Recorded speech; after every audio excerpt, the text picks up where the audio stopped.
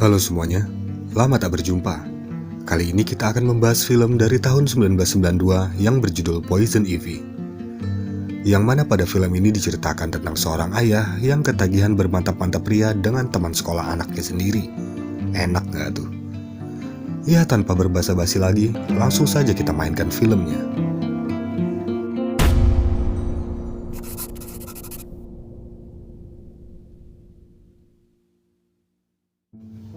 Pada awal film, kita diperlihatkan pada seorang gadis cupu bernama Sylvie Cooper yang sedang menggambar sebuah tato salib milik seorang temannya yang lagi bermain ayunan ini. Di dalam hatinya, ia rupanya sedikit mengagumi temannya itu karena memiliki karakter yang berbeda dari kebanyakan teman di sekolahnya, seperti berpenampilan urakan dan tidak terlalu beretika. Namun tetap saja paras cantiknya itu membuatnya terlihat sangat keren, hingga membuat Sylvie ingin bersahabat baik dengannya. Singkat cerita, pada suatu hari mereka berdua kebetulan berada di ruangan kepala sekolah. Yang diketahui ternyata gadis pirang ini bernama Ivy. Ia berada di sana dikarenakan nilai-nilai sekolahnya yang sangat jeblok. Karena ia merupakan siswi penerima beasiswa, jadi ia harus mempertahankan nilai-nilainya agar tetap bagus. Sedangkan Sylvie sendiri berada di sana karena ia menelpon sebuah stasiun TV dan mengatakan kalau di sana ada sebuah bom yang ternyata TV itu adalah kantor ayahnya sendiri. Setelah itu sepulang sekolah, ayahnya yang menjemputnya dengan mobil pun langsung memarahinya karena hampir saja dirinya kehilangan pekerjaan akibat ulah anaknya itu. Sylvie pun langsung segera meminta maaf kepada ayahnya sambil memasang wajah yang memelas. Dan di sela perbincangan mereka, Ivy kemudian datang menghampiri mereka dengan bermaksud meminta tumpangan. Namun karena sikapnya yang tak senonoh itu, ayah Sylvie itu pun dengan tegas menolaknya. Tapi Sylvie langsung berbisik kepada ayahnya dan mengatakan kalau Ivy adalah sahabat terbaiknya. Jadi akhirnya ayahnya pun mengizinkan Ivy untuk menumpang di mobilnya. Setelah diizinkan, Ivy pun mengatakan kalau dirinya tidak bisa duduk di belakang. Karena kalau duduk di belakang, ia merasa pusing katanya. Jadi akhirnya Sylvie pun mengalah dan pindah ke belakang. Dalam perjalanan pulang, Ivy mencoba memancing si ayah temannya ini dengan mengangkat kakinya yang membuat si ayah ini menelan liurnya. Lihat aja nih bentuknya begini, bikin kepengen gigit. Keesokan harinya, Sylvie dan Ivy sedang pulang sekolah bersama lagi. Namun kali ini mereka berdua hanya berjalan kaki karena ayah Sylvie sedang sibuk dalam pekerjaannya. Dan dalam perjalanan pulang mereka ini, Sylvie bercerita ke Ivy kalau dirinya pernah berpikir untuk menghabisi dirinya sendiri, yaitu dengan melakukan sesuatu pada pergelangan tangannya, hingga sampailah mereka pada jalan di depan rumahnya Sylvie. Sylvie lalu mengajak Ivy untuk mampir ke rumahnya, yang ternyata rumahnya itu sangatlah mewah. Ia pun mengatakan kepada Ivy untuk tidak berisik saat di dalam rumahnya nanti, karena ibunya sedang mengalami sakit keras. Dan begitu sampai di dalam, Ivy pun terkagum-kagum dan memuji rumah si Sylvie, hingga ia pun melihat piano dan langsung memainkannya. Yang tentu saja Sylvie pun langsung memarahinya. Kan tadi dibilang jangan ribut, Besti. Tak lama datanglah ibu Sylvie yang mengagetkan mereka berdua. Sylvie pun dibawa ke kamarnya dan dimarahi karena berteman dengan Ivy yang terlihat tak sopan saat bertamu itu. Ibunya juga mengomentari penampilan Ivy yang seperti anak bandel yang gak bisa diatur. Ivy yang menguping sedari tadi pun muncul dan langsung meminta maaf pada ibu Sylvie. Namun tiba-tiba alat penghirup oksigen ibunya itu tersumbat. Dan dengan sigap Ivy pun mengeceknya dan mencobanya sendiri alat itu. Hingga membuat ibu Sylvie merasakan kagum karena bisa saja ia tertular penyakit itu. Tetapi Ivy malah memilih mengambil risiko itu hingga alat itu berfungsi kembali. Mereka pun lalu melanjutkan percakapan yang cukup berlangsung lama ini. Hingga akhirnya ibu Sylvie pun merasa nyaman berbincang dengannya. Hari-hari pun terus berlanjut. Yang mana itu membuat Ivy dan Sylvie menjadi semakin dekat layaknya saudara. Bahkan Ivy diperbolehkan untuk tinggal di rumahnya dan merasakan rasanya bagaimana menjadi orang kaya dengan semua fasilitas yang ada di rumah itu. Ayah Sylvie pun tiap hari juga jadi bisa melihat pemandangan yang enak karena adanya Ivy di rumahnya. Hingga suatu hari, ayah Sylvie memberanikan diri untuk bisa lebih dekat dengan Ivy. Hal ini terjadi mungkin karena gara-gara keadaan istrinya yang sakit-sakitan dan tidak bisa memenuhi kegiatan cocok tanam untuk dirinya. Keesokan harinya telepon Sylvie pun berbunyi. Ivy yang kebetulan berada di kamarnya langsung saja mengangkatnya. Ternyata dari seorang pria bernama Jim yang menanyakan tentang waktu luang Sylvie. Yang langsung saja dijawab oleh Ivy kalau si Sylvie ini ada waktu kosong pada tanggal 16 Mei. Padahal di kalender itu sudah tertulis jadwal untuk ayah Sylvie yang akan berulang tahun. Kemudian scene pun berpindah di kantor ayah Sylvie yang lagi curhat dengan seorang temannya tentang penyakit istrinya yang semakin parah. Ia pun merasa tak sanggup jika suatu hari nanti akan kehilangan istrinya. Dan ia juga tidak tahu harus berbuat apa jika itu benar-benar terjadi. Lalu singkat cerita, di suatu malam terlihat ibunya Sylvie yang berdiri pada ujung jendela kamarnya yang tinggi itu. Ivy dan Sylvie yang melihatnya pun langsung mencoba menariknya karena mereka menduga kalau ibunya akan melompat. Sylvie pun lalu mencoba menenangkan ibunya dan memintanya untuk lebih sering berdoa untuk kesembuhan dirinya sendiri.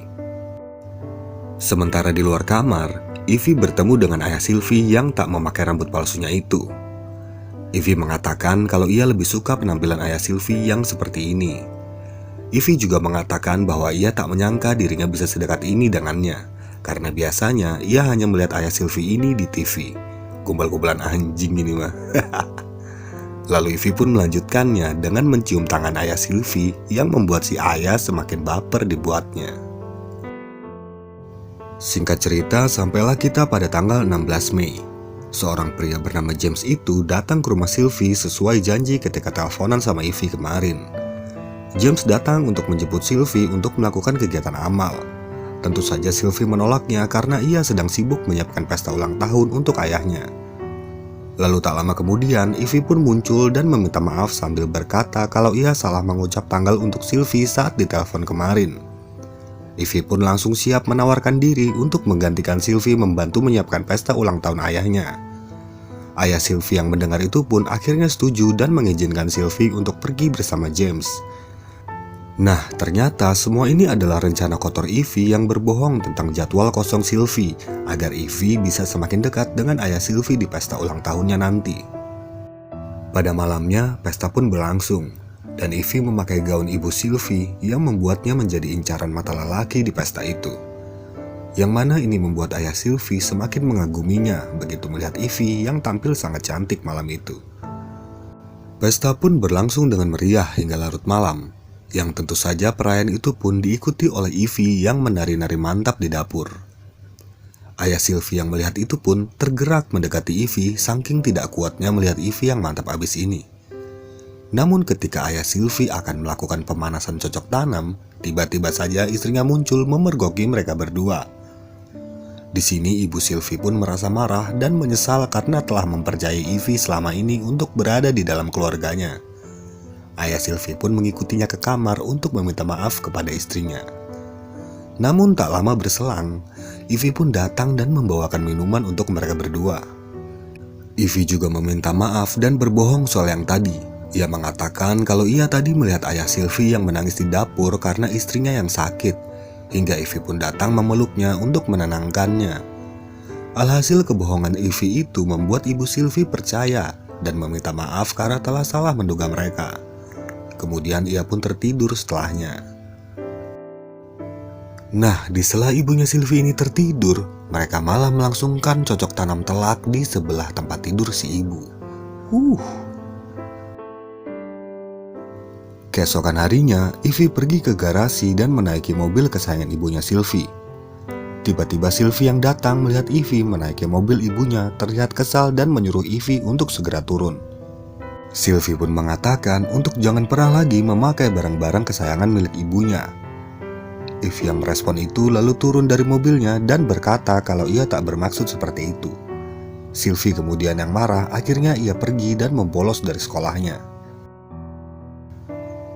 Singkat cerita, ayah Sylvie pun pulang cepat dari kantornya dan berniat menjemput Sylvie dan Ivy. Namun karena Sylvie sedang bolos dan tak ada di sekolah, jadinya ayah Sylvie hanya pulang berduaan saja dengan si Ivy. Dalam perjalanan pulang itu, Ivy pun melangsungkan sepikan demi sepikan yang akhirnya membuat ayah Sylvie luluh. Dan akhirnya mobil mereka pun malah melipir ke sebuah hutan yang sepi untuk melakukan coblos-coblos percangkulan penanaman jagung di sana. Keesokan paginya, Ivy kembali melihat ibunya Sylvie yang berdiri di ujung jendela kamarnya yang tinggi itu. Ivy pun mendekatinya dan bertanya tentang apakah dirinya pernah berpikir untuk meningsoi dengan cara melompat. Ibunya pun menjawab kalau memang ia pernah memikirkannya. Dan secara tiba-tiba Ivy langsung mendorongnya.